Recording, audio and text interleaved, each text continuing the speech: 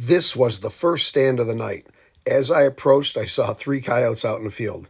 They started to scatter. I sat down right where I was and played them out. Now, this coyote is walking in an uncut, tall bean field. A fox, I would imagine, would be under the level of those beans. My suspicions will be confirmed here in a few minutes, although at the time I didn't know it because I was actually only looking at the picture in picture. Now, look below, right there. That's got to be a fox. I never saw that. I was concentrating on this other critter the entire time.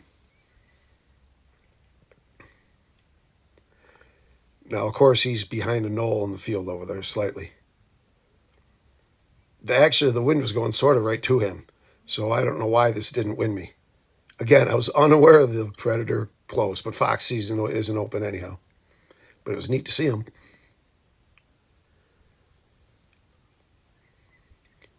He pops up. Again, I don't know that. I'm looking in the picture in picture.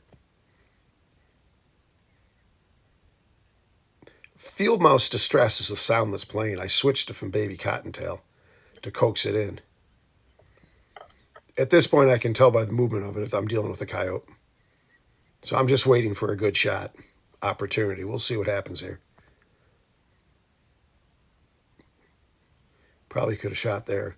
I think he eventually wins me if my memory serves correct. He'll cut back the other way.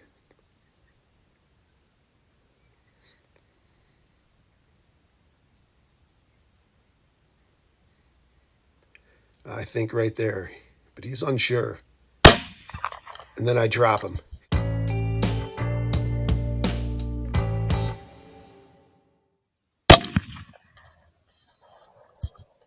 Well, he snuck in.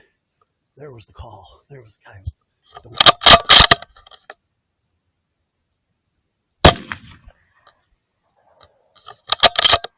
Hi, everybody.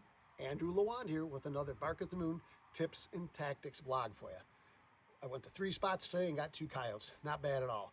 This coyote here, okay, the tip here, as you approach your area, always scan diligently, whether it's with a red light or a thermal, because there's deer out there. At the end of my laneway, there was 3 white blobs at about 300 yards, okay, through my scanner here. I'm looking. Also, one breaks, and I can see it's a canine. Okay. Well, I didn't walk to my normal spot. Sit right down. You got to make your play from there. Put the call at my feet, put on baby cottontail. This one went into the next field, turned on his haunches.